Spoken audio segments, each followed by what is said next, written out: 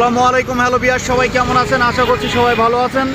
এই জায়গাটি হচ্ছে ঢাকা মোহাম্মদপুর সূচনা কমিটি সেন্টারের সামনেই। এখানে দেখছেন টিসিবির ট্রাক সেলের মালের জন্য কিভাবে আজকে সাধারণ মানুষগুলো এই রাস্তার উপরে দাঁড়িয়েই তারা কতটা কষ্ট করছে। এই মানুষগুলো হচ্ছে বিবেকহীন।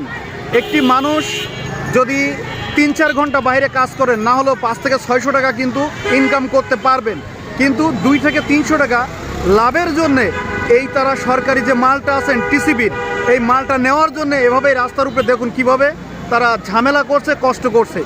এখানে যে পরিস্থিতি দেখতে পাচ্ছেন, একজন আরেকজনের পিছনে যেভাবে লেগে আছে। যদি আজকে করোনার সময় হতো তাহলে তারা কোথায় থাকতো? তাদের 3 ফুট দূরত্ব নিয়মটা কোথায় থাকতো? আর আজকে দেখুন এই টিসিবি ট্রাক সেলের মালের জন্য রাস্তার উপরে যেভাবে তারা মানে লেগে আছে, গ্যাঞ্জাম শুরু করেছে। একটু পরিস্থিতি দেখুন। তো মানুষ হচ্ছে বিবেকহীন, এদের কোনো বিবেক নাই।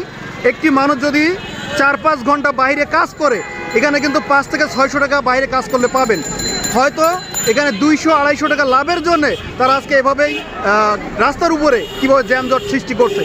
দেখুন না, আজকে যদি করোনার সময় হতো তারা কি এভাবেই একজন আরেকজনের পিছনে লেগে থাকতে পারতো? আজকে দেখুন পরিস্থিতিটা দেখুন। তো যাই হোক, টিসিবি ট্রাক সেল যারা দিচ্ছেন তাদেরকেও বলবো, এই পাবলিককে আপনারা কষ্ট দিবেন না, এদেরকে এভাবে রাস্তার উপরে ঝামেলা করতে দিবেন না, কারণ ওরা বিবেকহীন। ওদের বিবেক যদি থাকতো, দেখুন আজকে কীভাবে পরিস্থিতিটা দেখুন।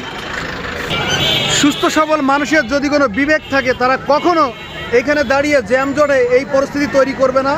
কি অবস্থাটা, হায়নার মতো পরিস্থিতি। তো আপনাদেরকে দেখাচ্ছিলাম ঢাকা টিসিবি ট্রাক সেলের যে মালগুলো আছেন, এই মালগুলো নেওয়ার যারা নেন তাদের পরিস্থিতি। মোহাম্মদ মফিজুল ইসলাম, মোহাম্মদপুর সূচনা কমিটি সেন্টারের সামনে থেকে টিসিবি ট্রাক সেল মালের যে পরিস্থিতিটা, এটাই আপনাদেরকে দেখাচ্ছিলাম।